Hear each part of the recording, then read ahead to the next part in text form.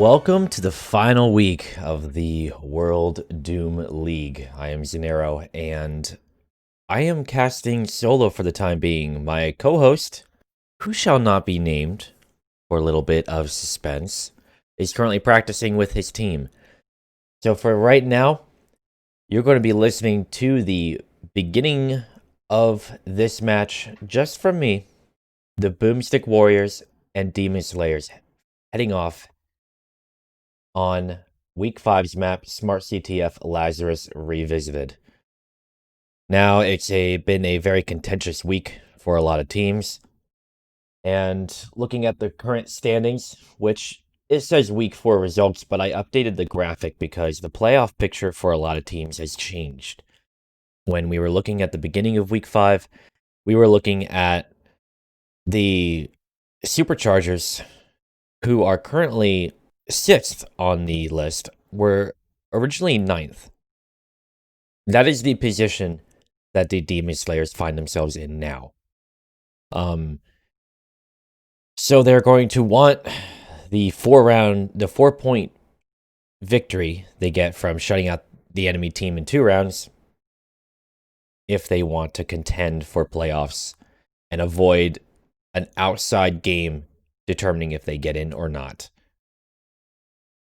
Now, the only team that has been eliminated from playoffs is the Giant Pea Shooters. So the rest of the 9 teams are vying for either placement in the playoffs or if they can try to get home field advantage in the first round.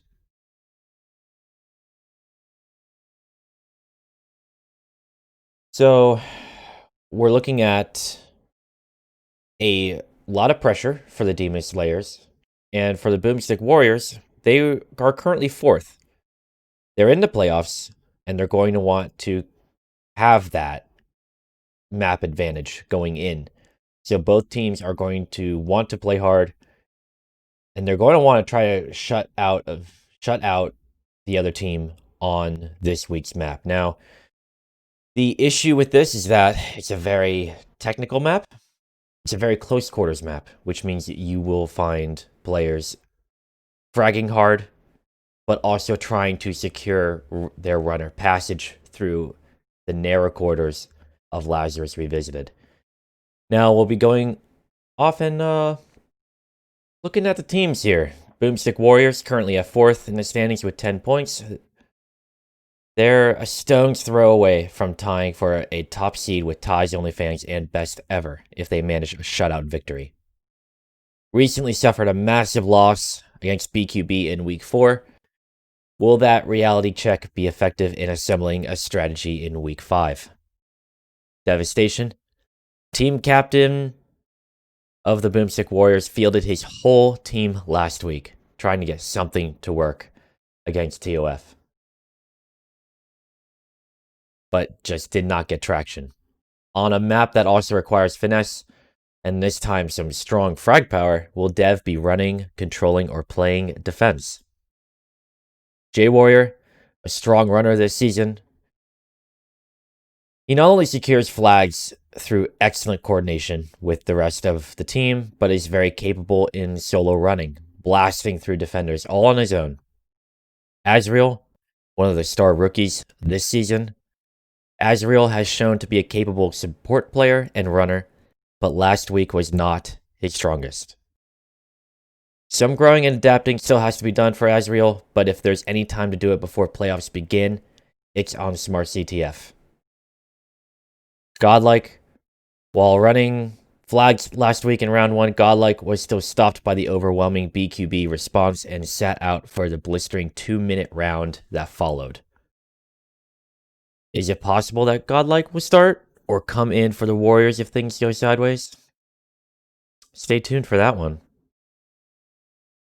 Now we'll be looking at the blue team, Demon Slayers, also coming off a 2-round loss from last week. DMS is looking to fortify their playoff standings, needing a strong win to rise from their current 9th place on the leaderboard. The pressure is on, as playoff berth is in hot contention for the Slayers. For Alpha, things are not looking great for the DMS captain. While getting a lot of touches against SBR last week, was not able to convert any captures in tandem with this team. What changes will he need to make? With Hate Daddy, if there's one thing Hate has to do here, it's slamming his foot on the gas. The SlayerS absolutely need a strong frag presence in order to control mid in the times they need it, or to keep the flag safe and sound. While Drangzer dished out a lot of damage last week, the highest of the server, at 11,740, the 32 flag touches he had were only converted a single time. If Drangzer is going to be on offense this map, he will definitely need that support to complement his frag power as he runs flags. For Perondon, he's the wild card. Will Pero come out swinging if things are going south? And that concludes the current look at the teams. Now, we'll do a quick flyby of Week 5. Jump into server here and show off the map to you guys. Done. And let's pick a server here. We're going to actually go through a server that one of the teams is practicing. And that is not SBR versus TOF. We're going to change that one. And there we go. And we're also going to need to update the... Otomax does not like to capture sometimes, so bear with me here.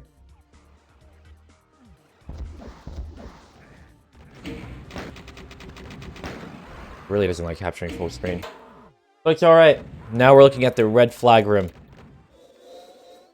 Behind each flag room, there is a sewers corridor and a teleport platform. The teleport takes you to the next chamber where there is a spawn point with a chain gun and the only team side super shotgun on the map. There's a hiding space directly across from this that can be jumped from the stairs. In fact, the stairs jump can make it to either side. Water side is a very common route for a runner to make. Not only does it have green armor hidden in the liquid, which reduces damage by 1/3, but you're able to get out to mid with a lot of hard cover, and hopefully teammates roughly around this area. Mid is very hotly contested at all times, and typically it changes hands between teams throughout the game. There's a lot of hard cover and a lot of routes to be taken. You can take the sewer route, which gives you another green armor, and a med kit, and a chain gun if you like, and you drop out into the behind your team's base, where you can hide at that staircase we just saw, or if you like, you can go up to the gate. These gates are loud, and they can be triggered from both sides. The lift will lower, and you can get into the in or out of the flag room. We'll see runners sometimes come out through the main area and try to make their way across mid as fast as possible. And there goes one right now. And that completes the overview for Smart CTF, a World Doom League staple.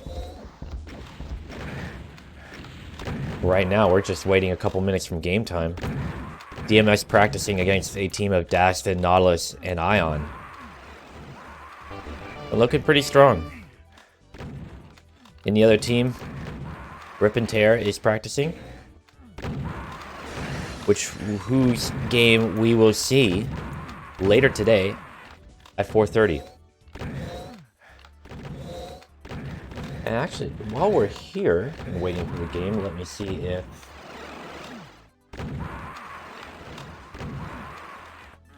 Let's see what the betting odds are like.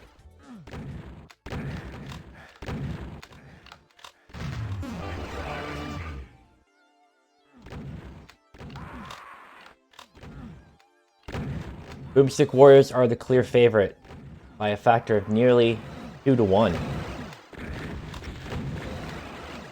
Showing that the crowd does not favor DMS so much with their fun bucks. And that if there's money to be made, you're looking for a DMS upset. Flag return.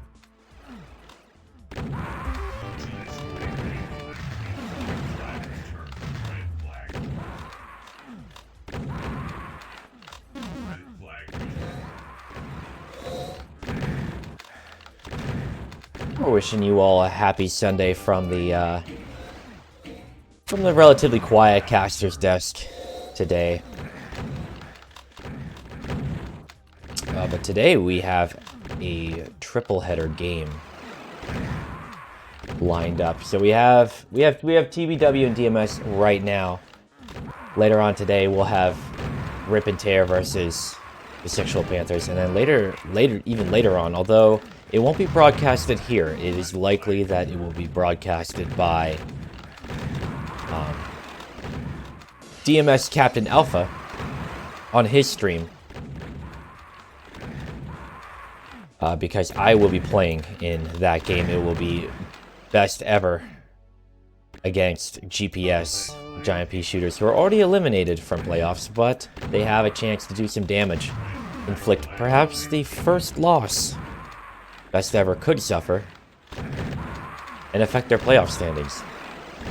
So while the shooters are out of the playoffs, it doesn't mean they're exactly out of the picture in the grand scheme of things.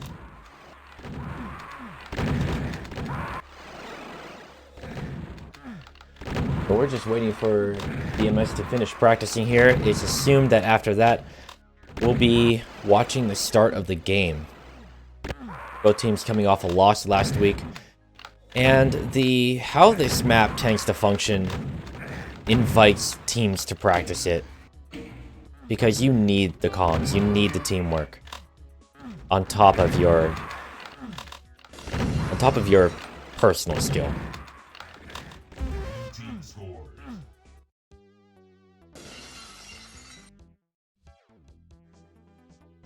And we're looking at DMS finishing up their practice.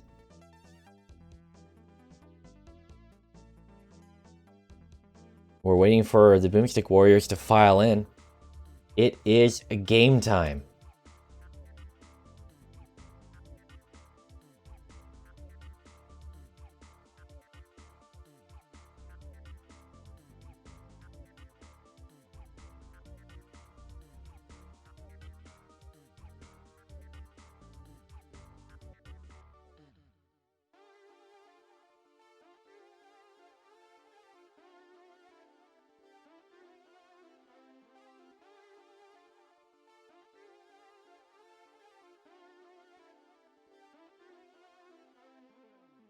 And joining me now is the co-caster for today's game, Shane. How you doing, Shane? Hey, pretty good, thanks. To be back. So we saw you practicing in the other server. How are you feeling about your game coming up after this one? Feeling pretty good. We've been doing a couple different rotations, and like I mentioned in the radio show earlier in the week, I was a little concerned about, movement and rust and things like that. And I think some of those things have definitely been ironed out. So it should definitely make for a nice game. We're looking forward to it. Now, while we wait for the rest of the Boomstick Warriors to file in, what can you tell us about this map as its author? Well, so far I've been able to get a nice glimpse of how how the actual playing style is executed on this map, and yeah, I've seen a variety of strategies. A lot of things that I had in mind in the design have been exploited to their max, and as well as a few new things like little trick jumps here and there that even though I intentionally designed them or minimized their success, people have still been able to do it. So it all makes for a great all around skill. So I think once again, as I've been saying, the middle here in this map is extremely crucial, and it's kind of one of those funny things where it's not so much obliterating anything that moves in the middle as much as just providing that cover and train and pickups. Combining the team's firepower with the hard cover laced throughout the middle of the map. Now, there's one particular jump that we saw a little earlier this week that seemed to catch a lot of players off guard. And we're looking at it right now. We're looking at the teleporter platform in the back of the base leading up to the sewer pipe. It looks like you can't make that jump, but in fact, you can. Yes. So as you notice, the shape of the platform there, it's a little tapered as in front of the teleporter.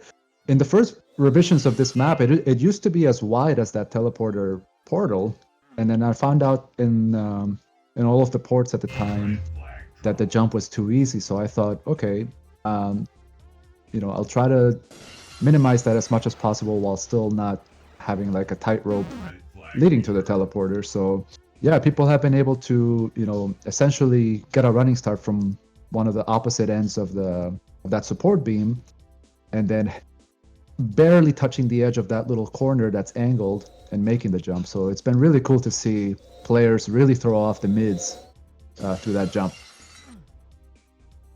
Right, and it goes to show you the tenacity of a lot of players will not be limited by you reshaping platforms. So Yeah. we may see that trick jump come out in the future. But there is an update on the betting odds right before it closed. Now, previously, TBW was favored by almost a factor 2. Now it's shifted to a little bit less than that. Looking at a total of 19,000 in favor of TBW and 12,680 for DMS, which it's not exactly a crushing opinion in favor of TBW or in favor of actually no wait, that's in favor of DMS. That's a complete reversal.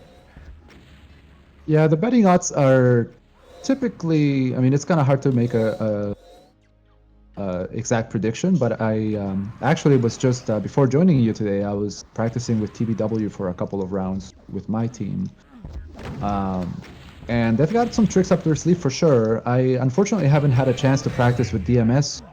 DMS's full lineup. The last couple nights we tried, it was late at night, and they only had 2 of them, so it's really hard to kind of make my own opinion about how this is gonna go. Right, and I haven't played with TBW at all. I played with a little bit of DMS last night as well in that same lobby, and they seem to be doing pretty well. But in maps with so much finesse, it's difficult to ascertain how much an outsider on your team will affect how your team's structured in practice. Yeah, sure. But yeah, I did have it backwards.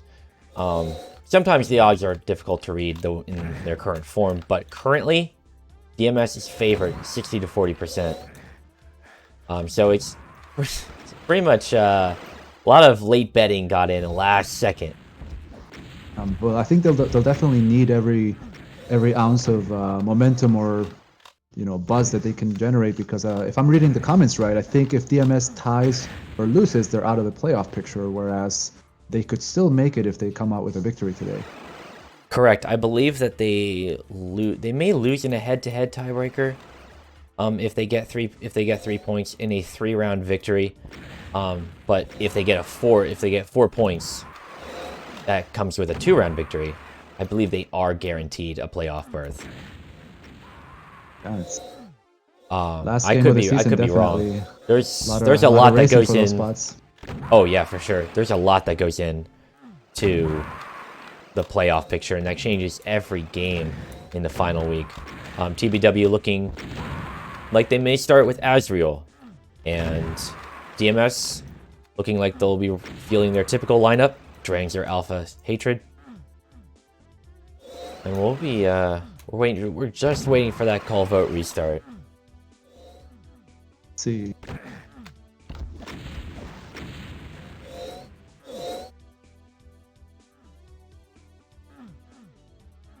But yeah, if you were to place a prediction on the outcome of this game, what would you say?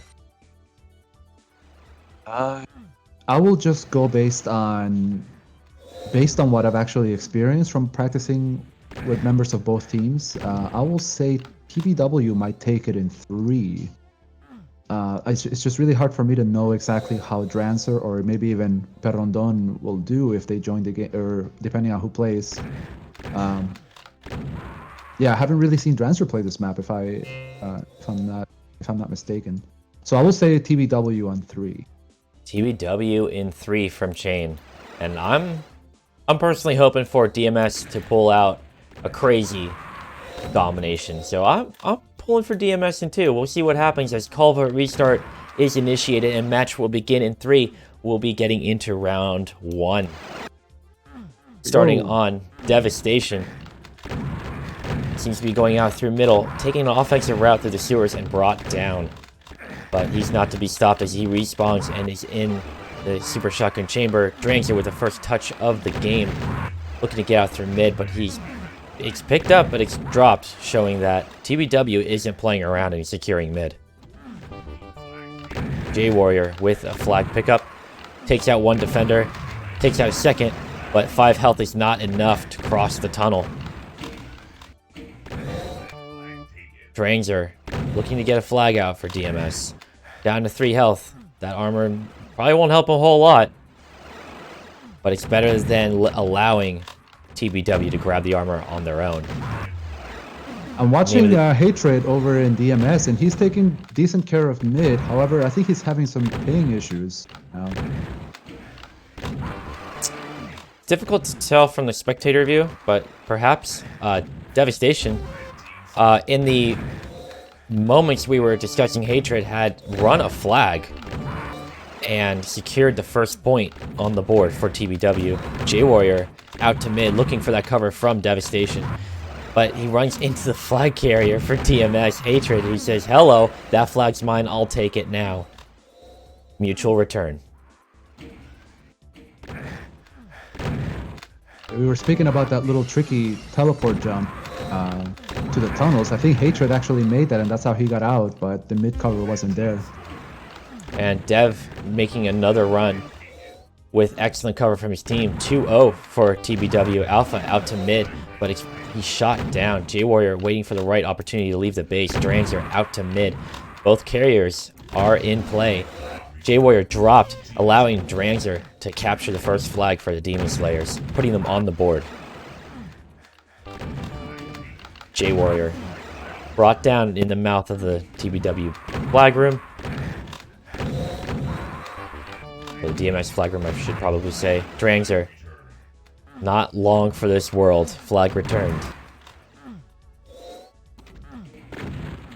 Dev being surprisingly aggressive in the opening moments of the game.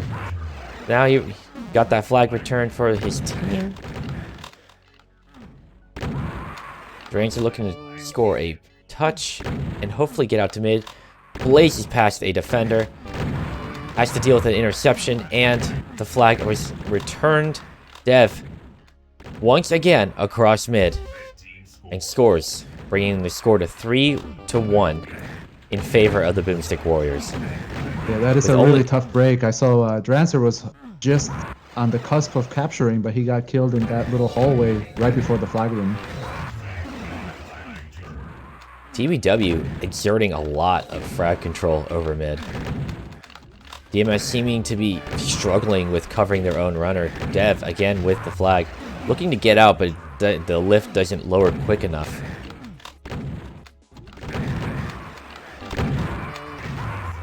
And some touches are worth taking.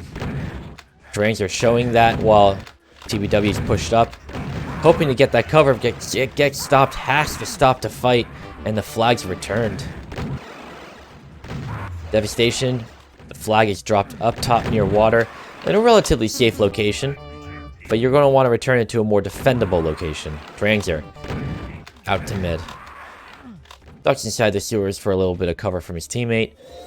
It works. He has 50 health to his name. J-Warrior trying to get out. Grabs the health packs up top for 73 health. Both players still well within one-shot range.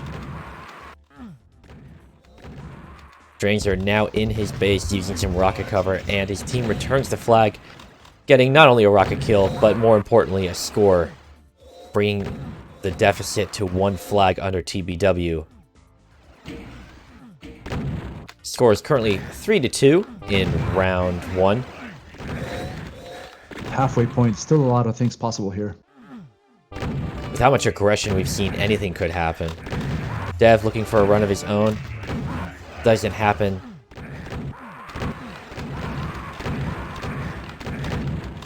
As we reach the halfway point, are you thinking teams may change up their strategy? I think DMS is definitely picking up the pace a little bit. I know that Hatred was trying different things in practice, and it could be because this essentially is like the first time they've had Drancer on at the same time as everybody else. So I think they're finally getting into the swing of things. It's not quite as crazy chaos apps, so I think they could pull it off. Dev with a little sneaky run, trying to get behind. It was not a member of his team who lowered the lift there. But we're looking at Drancer now trying to get back up. Oh, the flag was dropped up top by the medkits and quickly returned. We don't want the flag up there.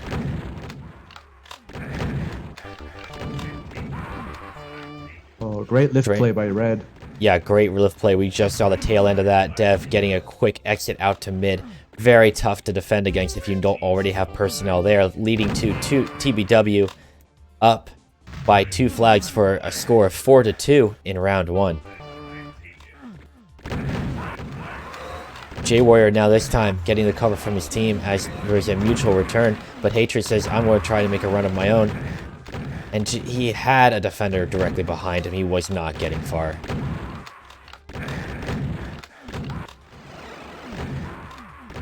One thing I'm noticing is that Hatred is, he's doing a decent job of controlling the mid. However, he is chasing back a little bit too much in his own base. So that's actually what's, in this map, that's kind of what causes a lot of those really close drops in the middle where you're kind of just pulling your own hair because there's no cover. So it's you got to kind of balance it out. You almost have to kind of expect the flag to be taken and catch it at mid instead of trying to return it in your own base.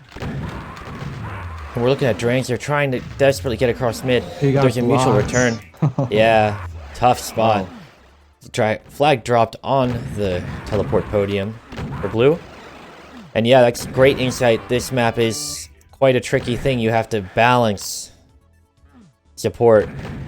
Dev saying hello through the water, going for a little swim, and being dropped quickly at mid. Drancer across mid is the cover there. Gets one defender in front of him. And his team covers the one behind, leading to DMS going up to 3 flags. They need 1 more, preferably 2. But they can tie it up with 2 minutes, 30 seconds left. J-Warrior and Hatred out with their team's flags. With cover. He went back. J-Warrior looking for an open route. With 35 health, it's not a lot to work with, even with that armor damage reduction. Misses the medkit jump. Hatred. Pull it off there. Oh, never mind. They standoff time here. We do have a mutual sewer standoff. In fact, Hatred could work something with the rockets, but instead, what a play from Hatred. The base pretty much on his own. Yeah, returned at the right time for himself, tying it up 4-4. The next flag capture will end it, or the time limit, whichever happens first. Mutual return, 1 minute 45 left. J-Warrior with a touch. Trying to get out to mid, but there's too many defenders. Drancer misses the shot on the defender and he's brought down. Flags back on the podiums. 130. Dev. Little shoulder peek there. But he's nearly across. If he got the kill on that defender, that would have been a much better chance to secure the flag. Hatred with 15 health, taking a little bath in the acid. Coming back up, going water side. While Dev is going water side on the DMS side. They spot him, but he's got 100-100. Good stack to work with. All he has to do is burn these defenders behind him. Brought down to 16-10, 16-0, and returned on the podium. Excellent return from DMS. That must have been 16 or 32 units of distance between the drop and the flag. That was a couple ticks away from a score, and it's very possible we could see that one play being the difference maker between a tie and a victory. But there's still 35 seconds. We could see anything happen. I would say maybe 2 runs. Yeah, roughly about 10 seconds between bases, right? Yeah, that is unless you have a perfect lift coordination. Ooh, the run everybody wants. But J-Warrior blasted forward by a defender. And there's a return. Oh, And no. it could very well be that that blast forward from the defender put him just out of arm's reach of death range. They had there was a DMS player in the red flag room there, but unfortunately, the return was not possible there. Yeah, he took a upper angle and dropped down. We're going into round 2. With round 1 going to TBW 5-4. But if that round showed anything, it's that DMS is definitely neck to neck here.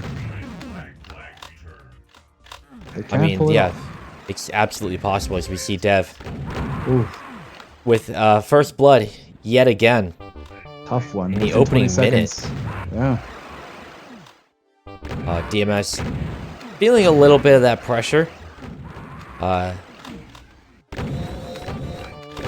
And I believe with a... They could still tie.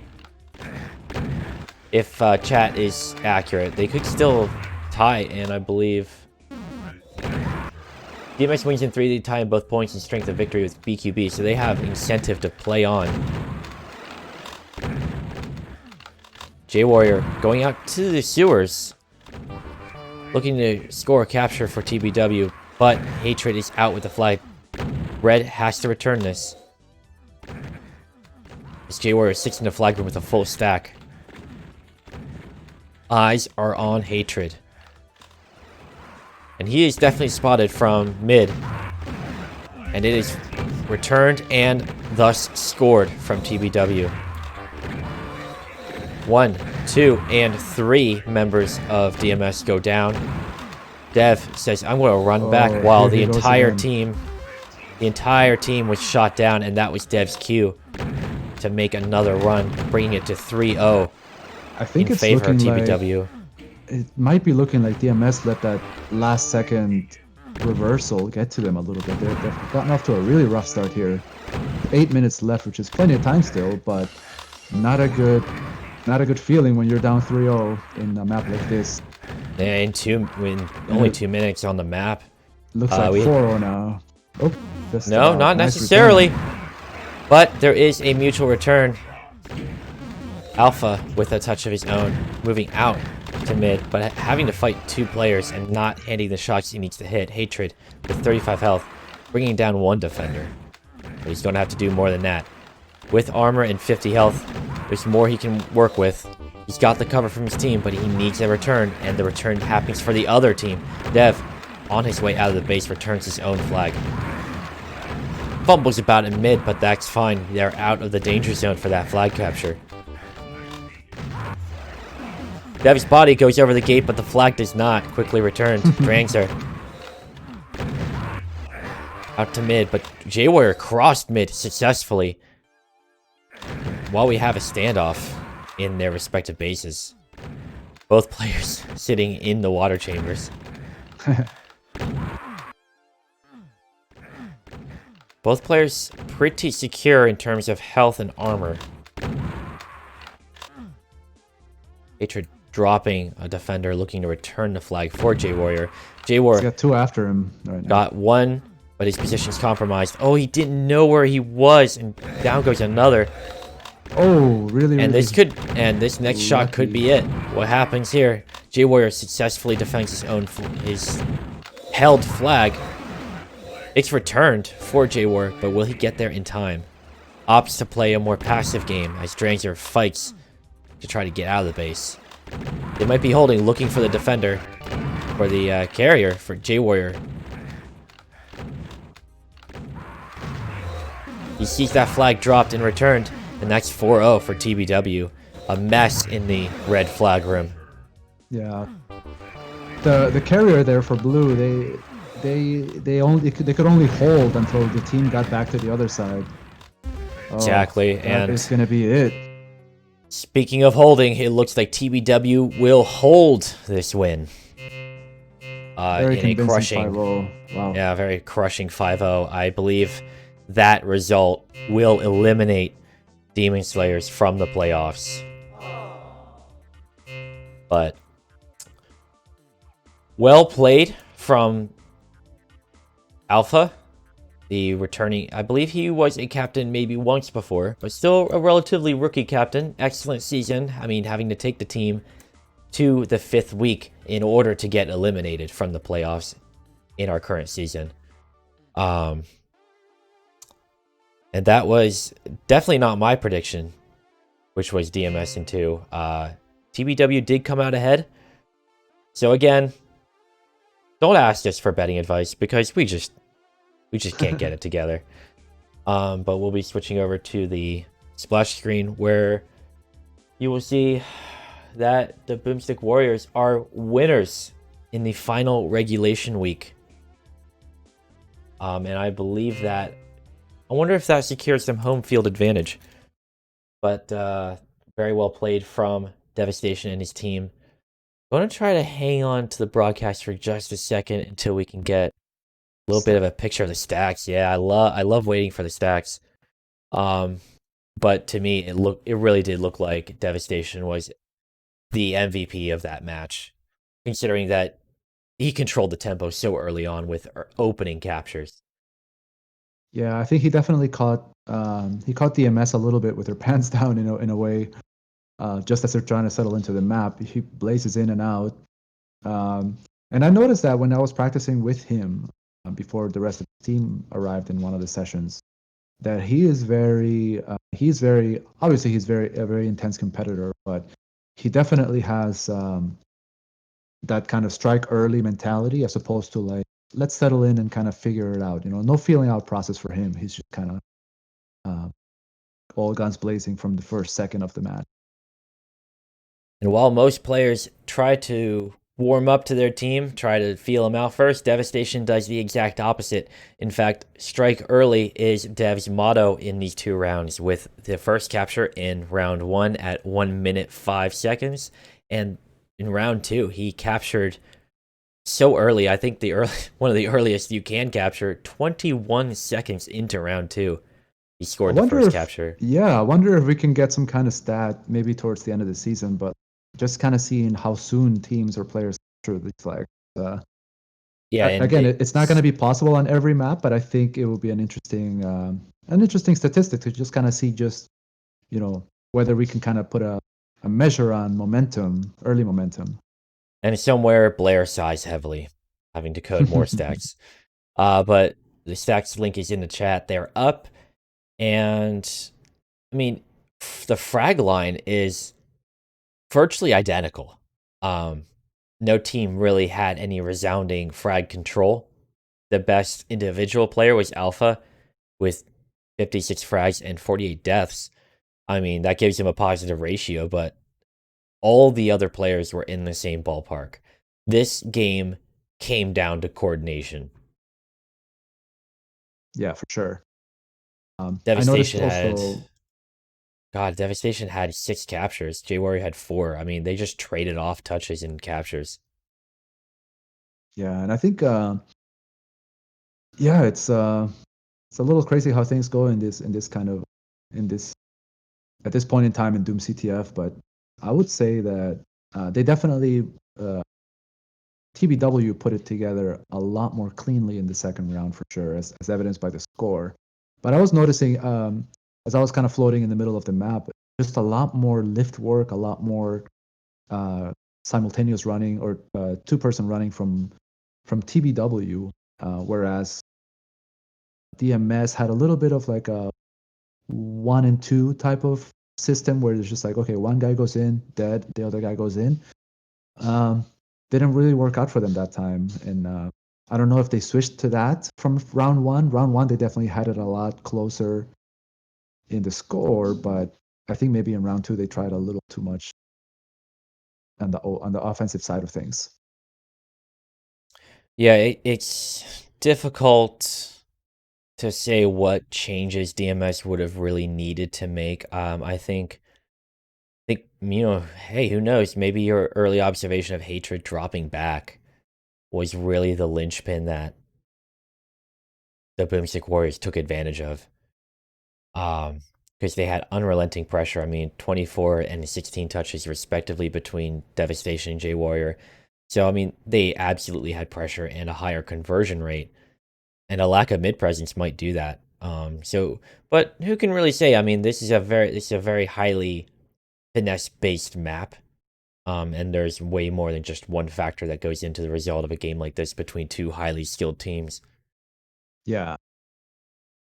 But as it stands, Demon Slayers are knocked out of the playoff run, meaning that we have our 8 teams that will be in the playoffs, and we'll be looking forward to them fight it out next weekend.